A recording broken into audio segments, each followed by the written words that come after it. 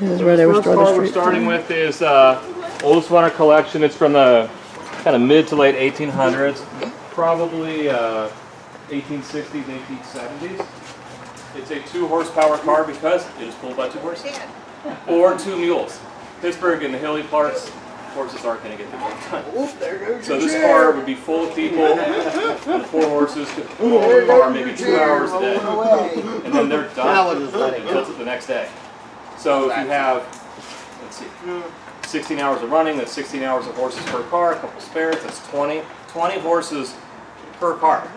So you come up with these big giant car barns because it's mostly for the horses, not for the streetcars, food, veterinarians, on and on.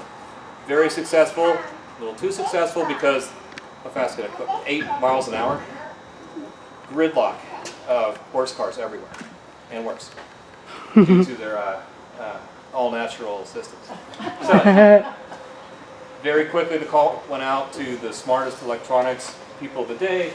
The best engineers in the world worked on things like the electric traction motor, the control system by which the car would operate, and then, believe it or not, yep, just like that, look at that, horses pulling the car right there. Oh, too high. That is correct. Give them the tour next. How to get the power to the car. So believe it or not, they actually tried, well, we could just energize the rails. Yeah, sure, they're made out of metal, they're all connected, why not? 600 volts of DC right into the rail. Yes, sir? Of course, the only problem with that would be if people walked on them, they'd get electrocuted. Absolutely. And worse yet, so people can learn. Horses are a little slower than most people. You're right. And horses would step on it, get zapped, and take off running. So ultimately, it was more costly, but definitely a lot safer to put it up on the wire. So some of you saw that or already knew that that's how our car's powered. For 600 volts of DC, we need like a third of it to make the car go. But actually, the car was rolling without power most of the time that we've been out. And those who rode on the earlier lap, downhill, back from the other loop, no power the whole entire way, just brakes. All right, so traction motors, power systems. One of the downsides, though, is that original traction motors are really tall. So this is the lower step. There's 4 of these. So you just imagine, ladies of the day, full-length dress, carrying packages because all the department stores are downtown, children, and of course it'll be snowing just to make our example complete. So great, again, full all the time. Now that we can go 20 miles an hour, getting better, but still some improvements to be made, which we had down this way.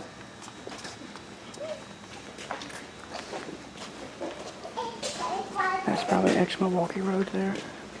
That car with orange and red.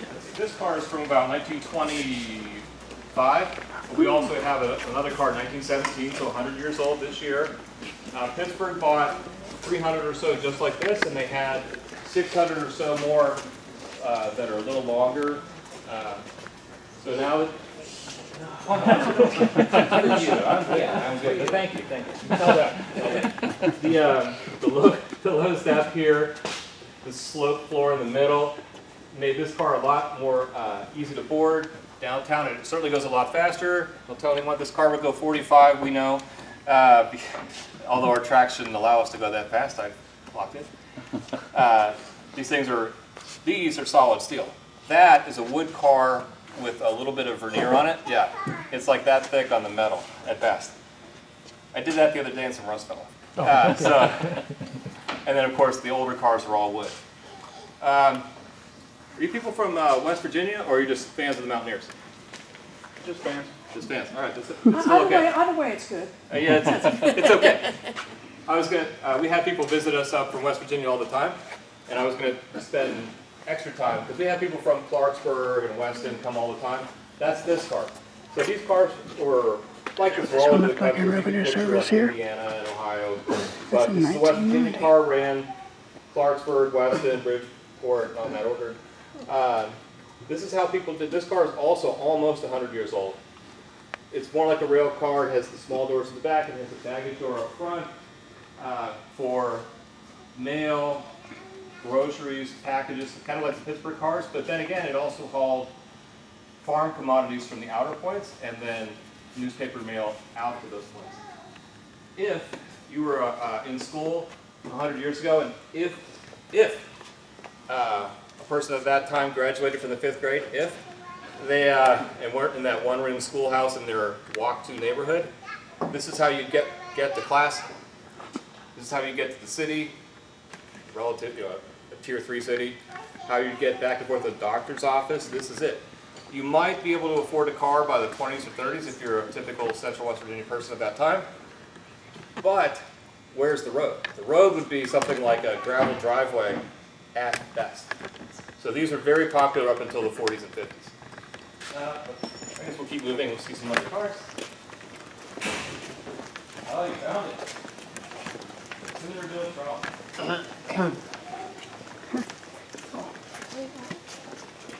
Yeah, pretty nice, huh? There's one there on a flat car. So that one must be really old because it's wood plated, I think. Yeah, it is. It does. My ring. I don't think you can. Oh, So this wood car here is also typical of something that was all over the country, but again, it's one of ours. So wood cars are what they started with. It was mostly wood cars until the 20s, which meant nobody wanted these old clunkers anymore. They took, railroad companies would take off all the traction gear, all the electronic components from the edge down away, and they would sell these or give them away as buildings or structures. Some people use them as, I wouldn't say home, not a primary residence, but maybe a camping or fishing place. And that's what happened with this car. It was parked next to the river as hunting and fishing cabin, which was great for a pretty long time, right up until a major hurricane hit, raised the level of the river high enough that the wood car floated like a boat and took off. Downstream, smashed up against a stone railroad bridge that isn't going anywhere, destroyed the other one of these, and then left this one in a farmer's field for a long time until that person offered the museum the car. You want to come get it, so we sent a flat car like that one and brought it back. A lot of these cars were, if you want it, come get it. Like this car to my left, which was ran city of Philadelphia for about 50 years until they trucked it over here, and we have it as a to be worked on piece. We have a lot of different variations and states of to be repaired. This one isn't too bad. I think for $500,000 we could fix it up. That one's $2 million. So it's not at the top of the list. But the West Virginia car might be, because with the big door, we're thinking that definitely better accommodate our passengers who struggle with steps. So that one is, I'd say it's like 3 or 4 cars from now. oh, is that an old subway one? Oh, this one looks like it's from an old subway system. Oh, yes. So this is a subway car from Philadelphia. Like a lot of subway systems, it's usually more above ground track than below ground track. So most people don't see these things. We went from a wood car to chrome and stainless steel and all those things. But interestingly, back to the third rail for power, because there aren't going to be people and horses now out on the tracks to step on it. Plus, of course, you can get a lot more power in a piece of rail than you can in a little skinny wire. So there's a third rail.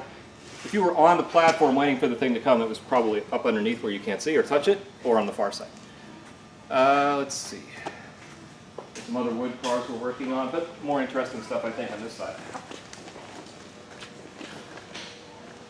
Some more cars down there. I wonder if they have any old electrical locomotives. They're Contra streetcars. Your toy trains? So,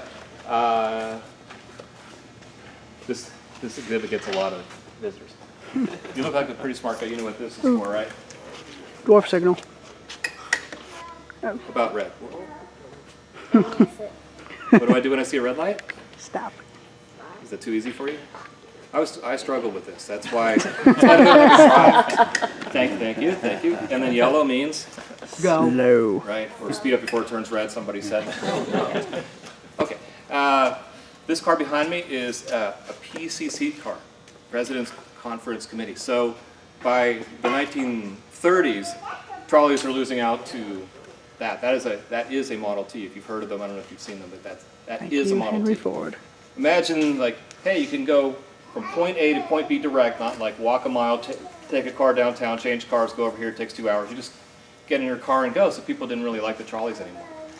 So all the railroads got together and said, how can we make this cheaper and faster and better and standard for all the other cities to do. So Pittsburgh had 666 sort of like this, and then up until the 90s they had those newer ones with the windows up top that maybe some of you have actually ridden on, not just here at the museum, to go from place to place.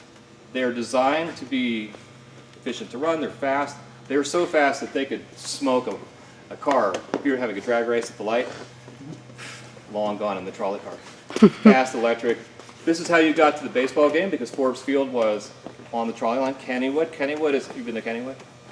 Amusement park? No. Okay. An amusement park that used to be a trolley park that at the end of the line and on the weekends, take an old car like we were in out to a picnic, not in the smoky city anymore. Then they had music and the carousel, no upside down roller coasters yet. But definitely, yeah. They have them now, if you're up for that. How about this one, this yellow wood car here? This is owned by the president of the railroad. So, Toledo. this is the corporate jet of 100 years ago. This is the rock star, or in the country music, I guess, country music superstar tour bus. It has, we have the lights on so you can see the wood and the fancy stuff. Can't quite see the seats, but some of which are leather, some of which are velour or velvet. The two oval windows that we recently redone are, one is a bathroom and one is a kitchen. So when this car was new, I don't know the exact number, but maybe about half of the people in the U.S. did not have indoor plumbing. They did not cook indoors in their own kitchen. They had to go out back to do it. Cooking so you don't burn the house down. Bathroom, okay, we'll leave that to your imagination. This car had it on the car. So they took it from place to place, try to look fancy, get people to do business with the railroad. The other thing they did was they paid people. So you didn't get paid by direct deposit or check. It's a big pile of money. So on payday, they'd load this thing up with 4 armed guards, big pile of money, and go out and pay people. I'd be pretty impressive, I think, if you make this much per week and just pile it on the table, walk on the car. There's all the fancy stuff. There's even spittoons. I guess we can't have a big party without spittoons. We're not putting those back. They're on the car, but we're not going to use them. So you don't have to worry. This car is a museum piece, but it's also something we use for its real purpose. So, not inside, but outside. Freight locomotive. Little rocks between the tracks. But we have 2 miles of tracks, so there's no way we're going to be shoveling 2 miles of rocks every year. We can load this thing up, the front end loader, fill it, and then open the doors, drive ahead real slow, and the rocks put themselves in place, basically. We have another one for side dumping for big rocks. So when we were going by the water, sometimes the water erodes the edge. We can put big rocks in and it won't fall in.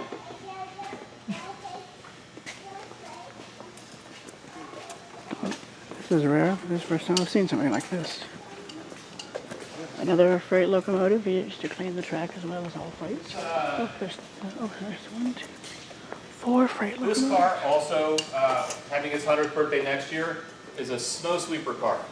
So they use these all the way until like the 70s or 80s, yeah.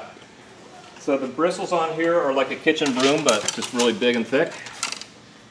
They're connected by like a giant bicycle, except your bicycle chain is not this big and it's not that thick. Directly to a traction motor.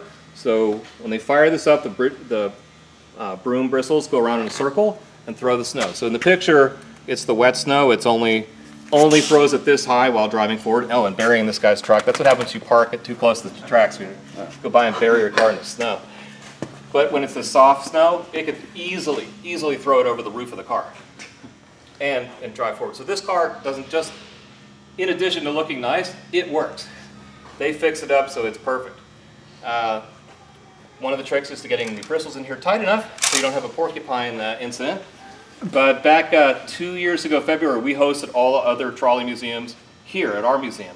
You might recall it was Sub-Zero that weekend. It was Valentine's Day, so of course nothing more romantic than the trolley museum on Valentine's Day, at least for some of our audience. But also it snowed, it was cold, so we used it. It worked. Believe it or not, some people insisted on us getting the open car out to ride in sub-zero weather. Then you'd need the museum's version of the rotary snowplow, essentially. Doors open. Excellent. Okay, watch the little cuts in the rail. We're going to go over here. Oh, it's a question for me? I was just saying that. I'm amazed at how... Genius! Exactly. Don't stop. Keep going. That's right. Hold up. Ah, trolley depot. Yeah, you've been here before? No, this is the first time I've been to this museum. Oh, wow. And I'll give you all points on the restoration. Look at this. Wow. Oh, do these call buttons here work? Oh. It's the light switch to the clockwise. Oh. Well, I don't want to mess up something. Oh, I'm fine. I'm fine. Blow the place up or anything, you know. That wouldn't be good. So this was Wexford Station. So Wexford, PA is Oh, it works. half an hour, so we're here on 79. This, when it was new, was the electric railway station. Not all of it. How stuff is, YouTuber stuff is going. I've not seen this is beyond me, but this is worth So seeing. if you needed a big package delivered from downtown, it could come by, not by bus or truck, because that would be insufficient at the time. Couldn't hardly do it. Throw it on a trolley car like ours, they drop it off. Middle third, I believe, was for offices of the electric railway. And really only that 1/3 down there was for people to wait. Most trolley stops look like that green and white thing we passed, the little shack we passed on the way up. If you're lucky, otherwise it's, people that ride the T know that it's like a piece of asphalt that's about 25 feet long. There you go, it's stop. But this would have been at a junction point where people would have waited. It may or may not have had the dispatcher's office, so that board did not have lights. It had pegs, like a cribbage set or a risk or something. You would take, where you'd take the guys would have to stop because they didn't have walkie-talkie radios. At that time, they would have been too small. The vacuum tubes, of course, would the size of a washing machine. So they'd have to stop, make a little quick phone call from the side of the track, and say, "Hey, I just got to the junction point," and they'd move the little pegs to know where the car's going. The benches, if they look familiar, were from Station Square. Now it's the Grand Concourse restaurant. It used to be the Pittsburgh and Lake Erie station. So they had 2 extra ones that previously were in bad shape, now looking great. 800 pounds of mahogany. I think it's Brazilian mahogany, which takes 8 really large guys to move in here with almost no clearance on the doors. We found out after we put the protective place. Wow. There's some other pictures of what it used to be like on these type of things, but we've also, because I've been talking too much, ran out of time. So it's time to head out and head back. So your tickets are actually good all day. If you wanted to either take a tour again, probably more exciting with the other people, or just ride the cars, or do whichever you like. But otherwise, we have to get going. I know you don't want to. You want to ride more, don't you? Okay, so let's go ride somewhere then. All right, let's ride. You ready to ride again? You want to sit up front, or you want to sit in the way back? I was gonna sit on the way back, if that's all right. Back platform with me, sure. Yeah, quick question. Yeah. I noticed some of the freight locomotives that are here. I know the Milwaukee Road had an electric portion that was used for freight service. So do you know if I've heard of any of the equipment, or at least one locomotive from that railroad being preserved that was electric used for? I know what you're talking about, but I forget the answer. I think that they scrapped a lot of them, or they used them in other places. I think the Illinois Railroad Museum has a streetcar line, and they have an actual electric locomotive. Oh yeah. I think the only remaining were nicknamed Little Joes. I know exactly what you're talking about. Sorry. We have some electric sorry. freight locomotives, but they're teeny tiny. I know. I saw those other two that were similar, basically the rotary snowplow for streetcar use. Oh yes. And then we have a diesel in case we lose electric power. So we asked earlier, what is the rail next to the trolley tracks? I think that would have been for the electric current. Genesee in Wyoming, previously Baltimore, Ohio. I would think that the short line railroad would have a heritage unit. It'd be nice considering this former B&O trackage. It was heritage only that they didn't get around to painting it for a while. Oh. So are we going to be going that direction on the streetcar, or are we going to be backing up first and then going forward? We have already changed it. This will be the front. Oh. Did you want to ride on the front? Well, you need a... It's basically going to go back and forth. It's going to basically go like, what's the word? It's a double ender, so we're going to go this way. If you want to be right here, that's okay. So we're going to be going that way on the way back. No. We are on the way back.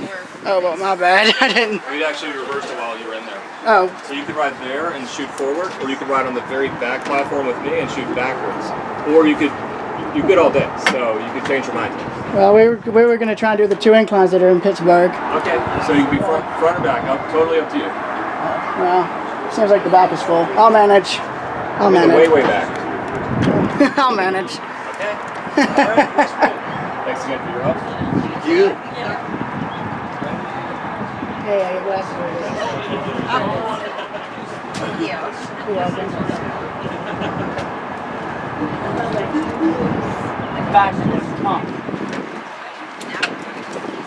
So how many of these streetcars do y'all have that are operational? Yeah, 20.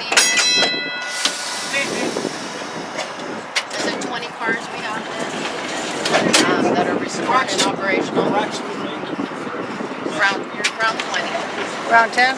Around 20, Oh wow, plenty. you know. So the cars that are in the other building are the ones that are operational.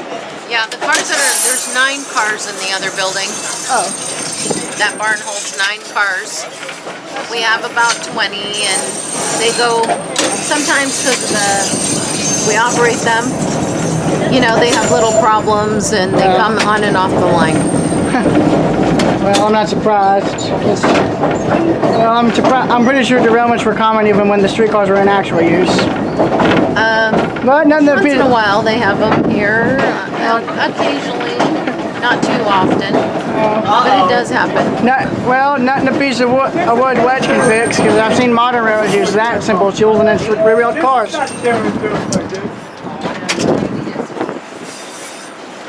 We have machinery to pick them up and put them back on the track when that happens. Now, I'm curious here. I noticed the track has sort of a rail inside the rail. Is that just for electrical current, or is that to help guide the cars so it doesn't derail? It's just some of it's for stability. Oh, And then when we're switching, there's going to be extra rail, right? Like up here, we're going to come to a switch, right? So there's going to be another rail there because it can go either way. We have a switch. yeah. See the Y? Yeah, So we're going I to, see the walk. there's an extra rail that kind of keeps it from derailing here on the turn, right? Out of curiosity, oh, sorry, what was I going to say? Oh, Lord. Oh, Lord, I'm a short-term memory person. Oh, that's now I remember. Do y'all have y'all ever planned to try and get any narrow gauge streetcars, or did they ever make any? Narrow gauge streetcars. I'm just curious. I know they make standard gauge streetcar and broad gauge streetcar. Did they ever make narrow gauge, Ned? In Portugal. I think. Oh well, I think there Not was here. one that was used on a railroad that's now.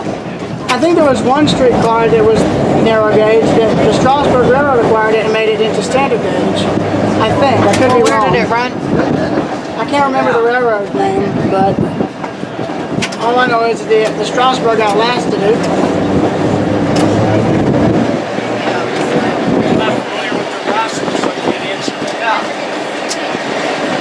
The first streetcar I rode on was a restored one in Savannah on River Street. After that, I rode on one they had at the station in Chattanooga. Then I rode on the one in Scranton, and now this one. I got it, Ned. Let's hear it. It's right there. We'll leave it there for now. Out of curiosity, is that all spare rail, or is that over there, or is that part of track y'all are planning on laying down in the future at some point? Yeah, so that is track that they're going to lay down probably sometime within the next year. That's going to go around the building on the other side. The building that we were just in, it'll go around that way. So it's basically a large train layout in real life, minus the trains, of course, it's streetcars. Kinda. It's like a grown-up toy. Yeah. A lot of the people who are out here operating consider it that. I know a few of these streetcars, some of the ones that were made for freight use actually could hold 1 or 2 cars behind them. We don't do tandem cars here. Now I know that some of these cars, when they were operated, some of the cars do have the connections that they were able to run in tandem, but we do not window. Now hang on, is that the end of the track over there, or is that a tunnel I'm seeing up there? This, what we're coming to is, so we're on a single track here, right?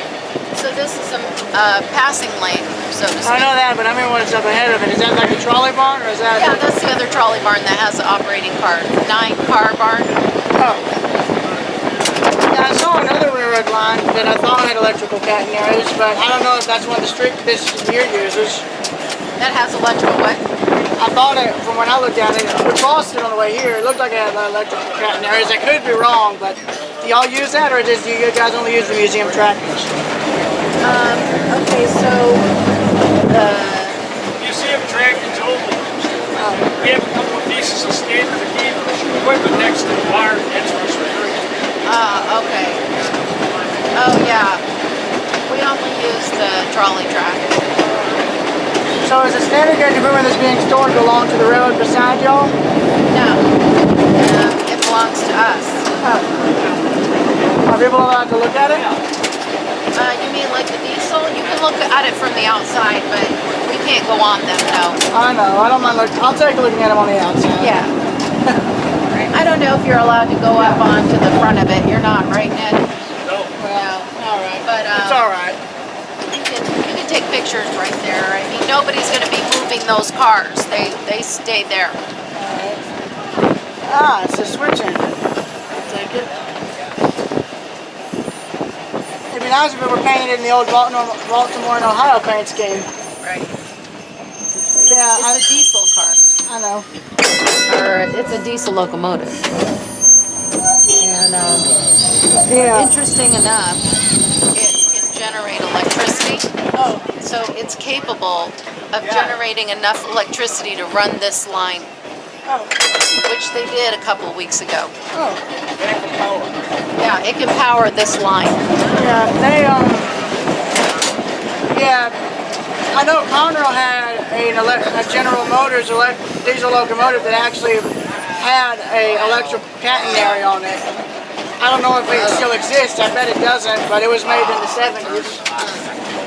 Yeah, we were either last week or the week before we were operating, and they fired that thing up and switched over to power the line from that one, and you couldn't tell the difference. So are the freight cars used, or are those just there for storage? They're just stored there, yeah. Hey, thanks for riding. Thank you. Thank you, sir. I want to fall off, that wouldn't be good. No, don't flop. Sorry allowed. And here's where they have all the other operating streetcars here. Here's one of 3 here that are operational. Hang on. I think he said there was a diesel locomotive here that's in storage, but it's right beside us Okay, here. well, these are all kinds of cats. This one goes, like it just goes round in Over one. that way. Yes, excuse me. Thanks for riding with us. How old is this one? I'll give them points on the restoration.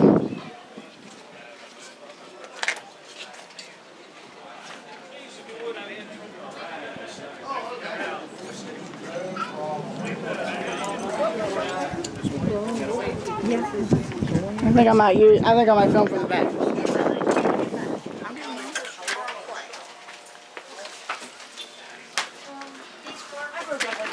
Yep. Hello, hello, hello, hello. It's done. Feed them by something for the one. Cam, sit it there. It's okay. There's more people coming. That's good. There's plenty. They have the old coin dispenser. That's cool. I have one in at home. Nice. Off a bus. It's like I'll take a bus. Same thing.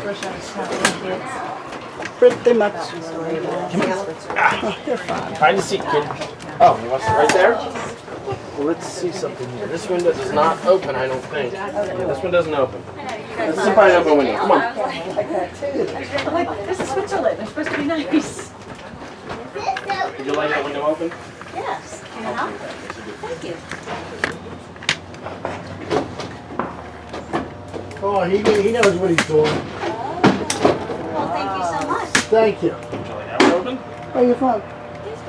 Curtisville, you probably never heard of that. Trenton, New Kensington, Butler, Are you the little sister? Waterboro. That's what it says on your shirt. The big I've never brother been decided he didn't any of those want places because I'm from Georgia. Oh, Only place that I know if they used streetcars there was in Atlanta, and of course they stopped using them in '49. Yet even now, what, Air conditioning. 7 years later, they're bringing them back. Ollie, Yes, that's good. Seattle's bringing them back. Atlanta's bringing them back. They're making a revival. Not with these kinds, I wish. Oh, we meet again. Yes. Welcome aboard our Cincinnati car. Want to swing by? Sure. Sorry. This is a product of the Cincinnati Car Company from the good year 1919. Cincinnati Car built streetcars, subway cars, elevated cars up till 1931.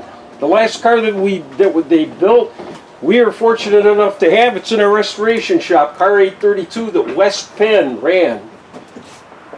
We're going to take you up to the trolley or display building after a run around the layout. If you would, stay seated while we're in operation.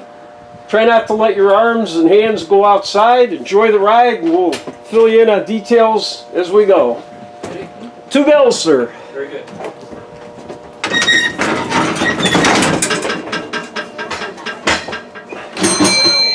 All right. Here we go. Of course, we've already done the museum tour just now. No, I've got to stay in the back when we're operating.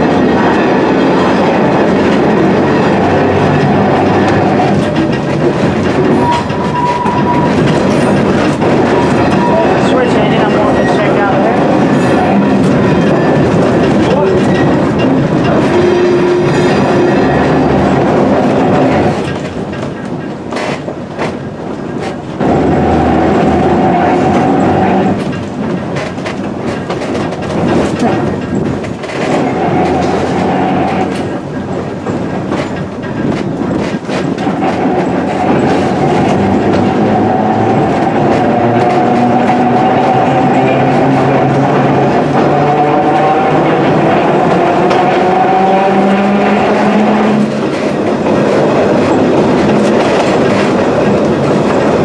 But hang on.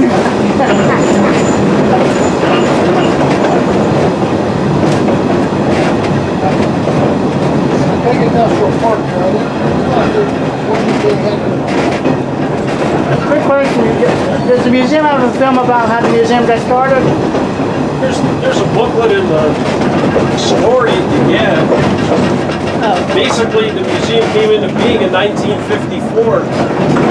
Pittsburgh Railways pulled the plug back in 1953,